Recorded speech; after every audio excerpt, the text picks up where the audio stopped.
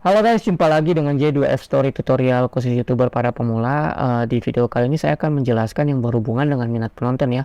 Karena ada juga salah satu subscriber menanyakan saya gitu ya, bagaimana caranya kita bisa mengenal lebih jauh tentang minat penonton itu gitu sebagai konten kreator YouTuber pemula gitu ya. Lalu saya ingin menjawabnya gitu, tapi tidak bisa saya jelaskan secara detail gitu ya, karena ini adalah jawaban relatif teman-teman.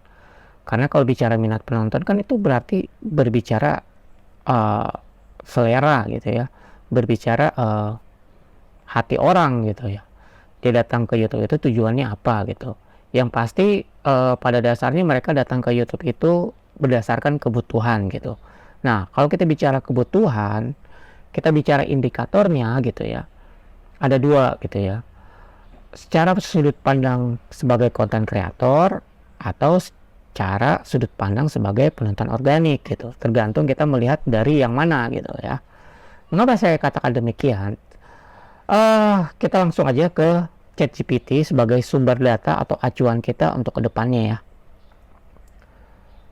Jadi begini teman-teman, kalau kita bicara minat penonton ya dan kita menganalisis gitu ya, di sini dijelaskan berdasarkan sumber data gitu ya.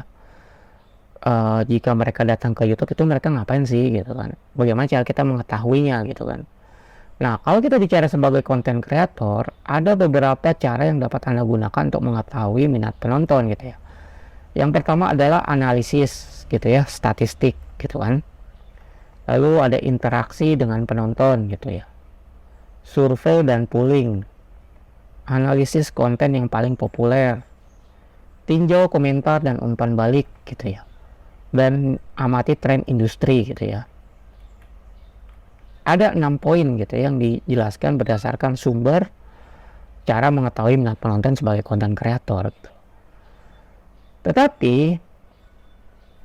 kalau misalnya kita udah kaitkan dengan kolaborasi video gitu ya, berarti kan kita berbicara berhubungan dengan kepentingan gitu ya, berhubungan dengan kepentingan antar sesama konten kreator gitu. Jadi segala sesuatunya apa yang dijelaskan di sini bisa dimanipulasi gitu. Ya, saya bisa katakan bahwa ini tidak salah. Apapun itu yang berhubungan dengan YouTube sebagai konten kreator, apalagi YouTube itu kan platform bisnis ya. Jadi kalau kita berbicara bisnis, bagaimana caranya kita bisa saling menguntungkan gitu. Nah, karena dari ke-6 poin ini ya teman-teman ya, kalau kita kolaborasi video yang saat ini yang sedang kita lakukan gitu, nggak akan ada gunanya kalau kita melihat dari sudut pandang sebagai konten kreator gitu. Karena itu bisa dimanipulasi dan dibuat-buat. Tetapi kalau kita ingin melihat dari sudut pandang penonton organik gitu loh, sumber ini benar, kita dapat mengetahuinya gitu. Jadi apapun yang kita lakukan di YouTube sebagai konten kreator ya teman-teman, selama kita berbicara dengan kepentingan, kalian menunjukkan statistik kalian gitu ya, percuma gitu, karena itu bukan real gitu. Makanya saya berasumsi saya hanya mengambil 10% dari data ini gitu, kalau misalnya kita lihat sebagai konten kreator gitu ya. Tetapi kalau kita melihat sudut pandang dari penonton organik gitu ya, ini data yang bisa dipercaya gitu 100% gitu. Dan ini akan dipakai sebagai acuan untuk kedepannya gitu. Tetapi kalau misalnya udah berbicara kepentingan, udah berbicara bisnis, everything you can do it gitu loh. Artinya kalian bisa menyiasati, mengakali bagaimana caranya gitu untuk mencapai satu tujuan gitu. Misalnya sebagai YouTuber pemula gitu ya, misalnya kita ingin mengejar 1000 subscriber, 4000 jam tayang gitu ya, misalnya tujuannya kita ke situ gitu.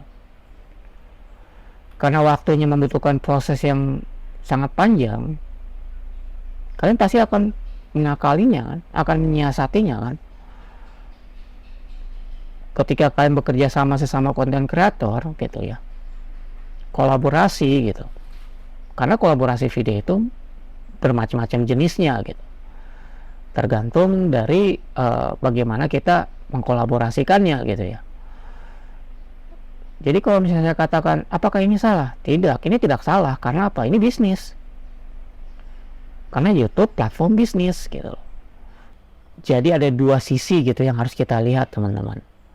Jadi saya kalau misalnya diberikan jawaban bagaimana caranya kita ingin mengetahui minat penonton, kalian mau lihat sudut pandang dari mana gitu. Kalau kalian ingin melihat minat penonton yang sebenarnya, yang perlu kalian perhatikan adalah faktor kebutuhan. Kedua, apakah dia ingin mendengar sebuah lagu atau musik? Ketiga, apakah dia ingin mencari tentang hiburan? Keempat, apakah ini berhubungan dengan kebutuhan pekerjaannya? Dan yang kelima adalah hal-hal yang menarik perhatian pada saat dia membuka YouTube melalui beranda gitu loh. Tujuannya mau kemana, tapi karena terlintas melihat sebuah thumbnail, dia tertarik, dia akan mengklik. Seperti itu gitu ya. Intinya di situ teman-teman. Jadi kalau ingin mengetahui minat penonton, gambarannya seperti itu. Tetapi kalau kita ingin menganalisis sebagai konten kreator, sangat sulit teman-teman. Dan hal ini harus teman-teman perhatikan untuk kedepannya gitu. Kedua hal ini tidak salah, karena kita berbicara bisnis. Baik teman-teman, cukup sekian. Semoga informasi ini dapat berguna buat teman-teman semua. Karena memang inilah data yang menunjukkan bagaimana caranya kita mengetahui minat penonton berdasarkan ChatGPT gitu. Kalau kalian melihat informasi ini adalah benar adanya, kalian bisa cantumkan kolom komentar saya apa yang saya jelaskan, bahwa kita satu frekuensi. Baik teman-teman, cukup sekian. Terima kasih. Semoga bermanfaat informasi yang saya berikan, terutama buat subscriber saya yang sudah menanyakan berhubungan dengan bagaimana cara mengetahui minat penonton sebagai konten kreator, dan inilah hasilnya. Untuk mengetahui lebih lanjut mengenai informasi tentang pengembangan channel teman-teman semua, dapat lihat di kiri atau kanan saya, biasanya sering muncul ya. Dan inilah jawaban yang bisa saya berikan. Semoga bermanfaat dan bernilai buat teman-teman semua. Salam dari saya, J2F Story Tutorial, khusus YouTuber para pemula. Bye.